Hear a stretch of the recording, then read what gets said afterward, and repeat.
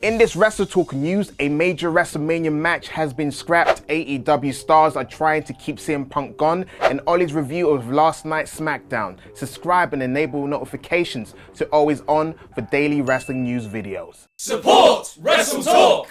Following Ronda Rousey's WWE return at this year's Royal Rumble, it was reported by the Wrestling Observer's Dave Meltzer that WWE plans were for Rousey to first face Charlotte Flair at WrestleMania 38 and then follow it up at Mania 39 with a one-on-one match with Becky Lynch. Now, obviously, the first part of this prophecy came true, with Rousey taking on Flair in a losing effort in Dallas. However, it now looks like things may have changed on part 2 of Rousey's Mania 35 redemption journey. According to Dave Meltzer on Wrestling Observer Radio, Rousey and Lynch may not be getting their long-awaited match in Hollywood after all. Right now, Lynch versus Rousey is not the plan. Things change like we said. I don't know what Ronda's match is or Becky's match, but as of today, as of this morning, it was said to me it is very unlikely. And another person who is very well connected said, "I heard it's dead." And I asked, and it's not dead, because nothing's dead in WWE.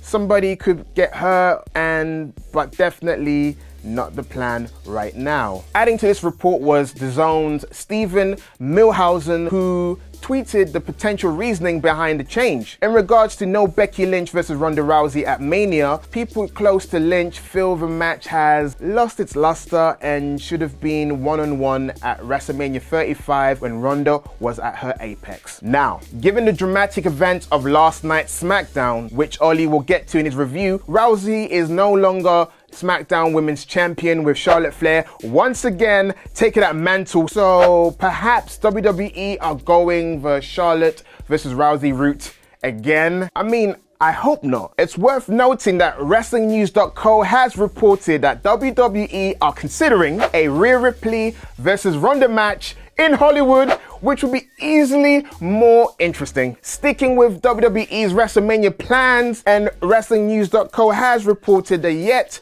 another marquee match for the show of shows has been decided. This time for the recently returned 16-time world champion John Cena. While some reports suggested that Cena could be set for that much rumored Austin Theory match at Mania, the site has instead suggested that WWE are planning for Cena to take on none other than nearly 5-star match Logan Paul in Hollywood. Paul himself has rallied for the match to happen online, challenging Cena to a match on his Impulsive podcast last month. However, Cena never publicly responded to Paul. The match would undoubtedly gather a lot of mainstream attention, so it does make sense to take place in Hollywood, but again, we have to wait and see.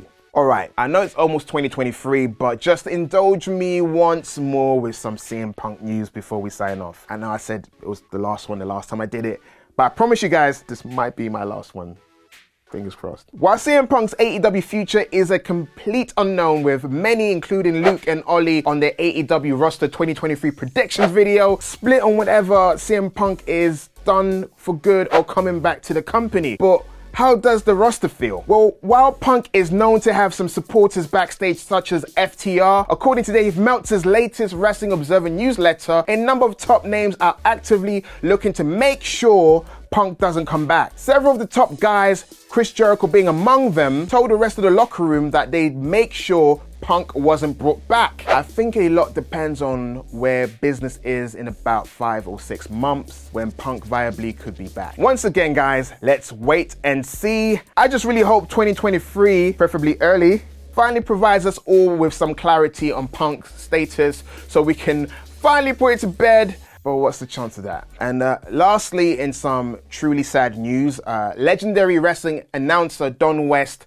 has tragically passed away yesterday at just 59 years old. West had a decorated 20-plus year career in the wrestling industry, perhaps best known for being one of the most recognizable voices during TNA's rise in the 2000s alongside Mike Tenay. The news was sadly broken by Tenay via his Twitter account, where he announced that West had sadly lost his battle with lymphoma, a disease he had battled on and off since June 2021. Everyone here at WrestleTalk would like to once again offer our condolences to West's friends and family at this time. This is it for 2022. I'm Sat E. I'll see you in 2023. Thank you to everyone that supported me during the news. I'll do it again next Sat E Day. Same Sat E time. Happy New Year. Don't drink too much and get drunk. Watch some wrestling. Indoors maybe. Who knows? See ya. Now it's time for my review of WWE SmackDown's huge end-of-year show. A show so huge, it felt like a premium live event. So in the place of the Fallen Day 1, I hereby crown this episode Day Penultimate. In about 5 minutes.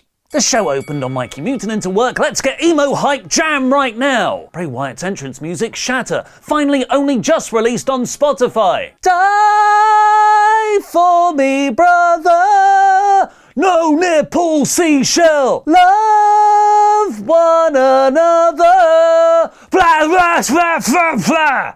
Bray said he regretted attacking that cameraman last week, but got interrupted by LA Knight. LA Knight, in turn, got interrupted by What Chance yet again. But he's so good on the mic, he just steamrolled through the crowd. Yeah! One of the most surprising things about Bray Wyatt's return, with his deep mystical lore, excellent presentation and teases of a larger, more sinister faction, is that it somehow made me most into LA Knight. His performance prioritizes confusion over spooky Seth Rollins' fear, which really helps take the edge off Wyatt's more intense storytelling. They finally agreed to have a match at the Royal Rumble, so still at least a month left in this feud, which was later revealed to be a pitch black stipulation, which I believe features Vin Diesel starring as intergalactic space criminal Richard B. Riddick. Love that movie.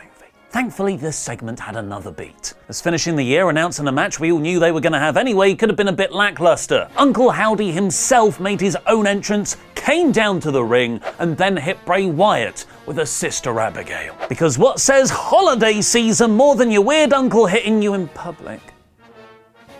They kept his whole presentation in dark blue spotlight, so it was impossible to work out who is inside the Uncle Howdy costume. The smart money, though, is still on Bo Dallas. I'm guessing he attacked Bray instead of LA Knight because Wyatt apologized to the cameraman rather than give in to his violent urges. Solo Sikoa might be the best main roster call-up in years, and actually the only real debut success of the Triple H era so far. He's booked Sikoa's rise perfectly, getting wins over just the right caliber of opponent. Here was no different, as Sikoa beat Sheamus for a second time in a typically fun match that somewhat protected Sheamus with Uso's interference. Sikoa was going to Pillmanize Sheamus's neck in the post-match, but showing! It's a returning Drew McIntyre to the rescue. They announced it will be the Usos versus Sheamus and McIntyre next week. Michael Cole also mentioned on commentary the passing of TNA's original announcer, the much-loved Dom West. It's yet another change of tone for WWE, that gesture making them feel like a genuinely classy promotion. Raquel Rodriguez then managed to get arguably Ronda Rousey's best match since she returned. This was another very well executed match structure, with the far more powerful Rodriguez handicapped by an injured arm. It let her ragdoll Ronda around while also being susceptible to sudden cutoffs. It created a back and forth traditional work over the body part layout. They went through 2 commercial breaks. I actually thought they might do the title change at some point, but Shayna Baszler interfered and Ronda finally made Raquel tap to her injured arm. A really good match, which no one will remember, because then out came Charlotte Flair to do the most Charlotte Flair thing ever. Before I tell you what happened, I just want to play you a clip from mine and Luke's video where we predicted every WWE wrestler's 2023 in 3 words or less, fewer. We recorded this weeks ago, when nobody had any idea Flair was returning soon. Beats Ronda Rousey. Wins title immediately.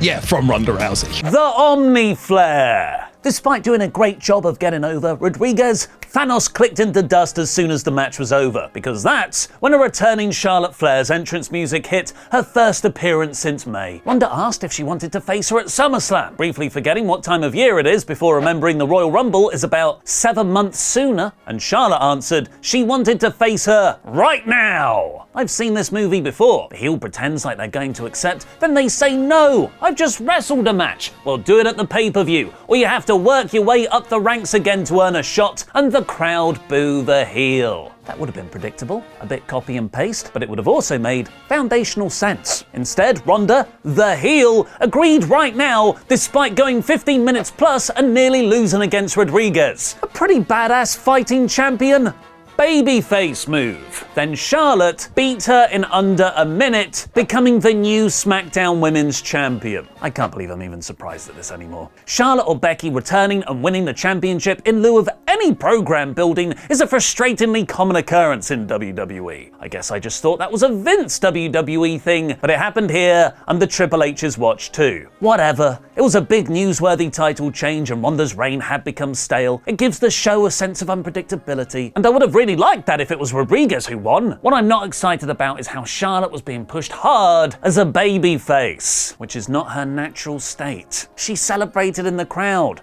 She smiled, rather fakely. She fist bumped a kid, probably wanting to hit it. All for doing the least babyface accomplishment, taking advantage of a weak and tired champion. What do you think of Flair winning the title? Let me know in the comments down below. Top Dollar got some welcome character development backstage, first joking with the locker room about his dive botch last week, but then getting pissed and shoving Ricochet. They'll have a Royal Rumble qualifying match next week. Imperium cut a promo about how Gunther had beaten everyone. Braun Strowman corrected them, saying he might have beaten every man, but he sure hadn't beaten every human choo-choo train. Cue the beatdown choo-choo train, which turned into a big brawl, and Ricochet made the save. This was very effective at setting up a big meat title match in 2 weeks' time, and the main event was a 9-minute build to a 1-minute John Cena hot tag. Aye, Josh. This was excellent. But that is literally what happened. Cena did hardly anything, but he did get a return pop so loud it made you remember what big pops actually sound like. He was mostly just there as a big name nostalgia cameo, as the whole story was really about Kevin Owens versus Sami Zayn and Roman Reigns. The Bloodline had 2 prior segments in the show masterfully sowing seeds that Roman is starting to get upset with the crowd cheering Sami over him. They were on the same page in this match though, but that wasn't enough in the face of stereo 5-knuckle shuffles. Look,